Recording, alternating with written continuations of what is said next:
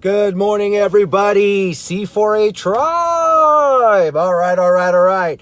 Listen, I know we're just, at least here in Florida, we're just about 5 to 6 days away from starting school. Monday, August 15th, Broward County, Southeast Florida, will start school. And I wrote a blog post at c4autism.com for those of you who might be interested in reading it.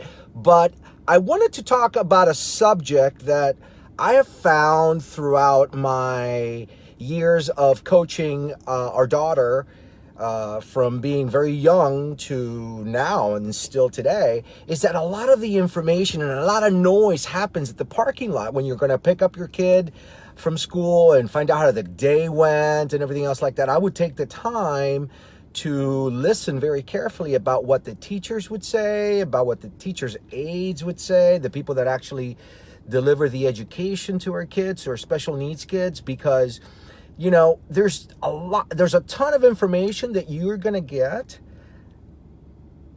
if you listen carefully at these particular instances rather than the IEP meeting. The IEP meeting is more of a summary. This is what we're doing at the school. These are the strategies that we're utilizing. These are the goals that we want to accomplish in this particular school year or in this particular quarter, or, however often you have the IEPs. But, this is something that you've got to pay close attention, and more importantly, you've got to guard your mind, okay? You've got to guard your mind. You cannot allow anything to really derail you from the purpose of how you interact with your child and that level of energy and frequency and positivity that you give. Because think about it like this.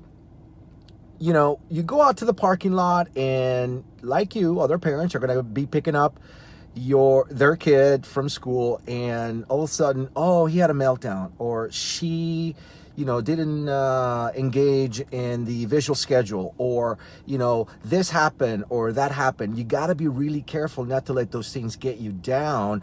Hello everybody, thank you for joining in. But I'm talking about not to pay attention too much on the hearsay of the parking lot when you're going to pick up your child, a special needs kid, every single day after school. You have to pay attention to what's the conversation between parents, what's the conversation between teachers and parents, and what is the communication the teacher's giving you. There were times when the teacher would not even come out. You know why? Because she didn't want to get bombarded with all of the questions. Hey, how did my kid do today? How did, did they follow the visual schedule? Did they, engage? And sometimes, when you have those IEP meetings in between periods throughout the school year, you've got to know what's going on. You got to be part of the noise without letting it infiltrate your mind and change you from being optimistic. Why? Because our kids sense if we're positive about their progress or if we're down. I'm not saying we're not going to get down. Look, there are plenty of times that I was down. I can't help it. I mean, I'm a human being. What do you want me to do? But I recognize the usefulness of staying the course no matter what. So my message to you and what I wrote in the blog post today was, look, whether they're 5 years old or they're 20. I mean, I'm on the 20-year-old autism spectrum child lifestyle.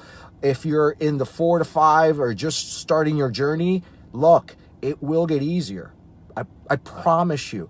But what you have to always do is you have to take care of yourself mentally. There are going to be parents out there that say that they hate the teacher. And let's say that you don't hate the teacher, you don't love the teacher, but you're okay with their methods. Just don't say anything. If you have nothing positive to say, try not to say anything and try to cut it short. Do not hang around toxic parents. Toxic parents will not help you deliver a better environment for your special needs kid, period. And that goes true for whether they're special needs or not. I mean, this is just normal stuff. But we get trapped because we think that we're safer or we're going to miss out on something. We suffer from, we're going to miss out on the latest nutritional technology or the newest therapy or the newest. Look, your child just needs to know that you got their back, that you have the same consistent environment that they have in the classroom, and you go and make sure that you shadow. I'm sorry. Sorry about that. I don't know what happened. It dropped off, but what I was saying is you ought to consider maintaining the environment at your house, at your home, consistent with the classroom. That way you're going to be able to deliver a consistent experience for your child. And your child is most likely going to soak up all of the information that's coming from the classroom, as well as the information that's coming from you. All right. So that's my tidbit. I don't want to keep it too long today, but do check out our blog post at c4autism.com. And I'm going to continue to bring you things as I see the school year getting closer and closer to getting started. If you have any questions at all whatsoever, look, I'm not an expert certified autism coach or whatever, but I tell you what, I am a parent of someone who's done a very successful journey, and I can share with you our experience, and we can help one another. All right. So I look forward to your messages, and I look forward to connecting with you very, very soon. Don't forget to check out some of the discounts that we're going to put on consumer electronics, because that's our niche. That's what we love to do here at the C4A Tribe. And I love you. All right. Talk to you soon. Bye-bye.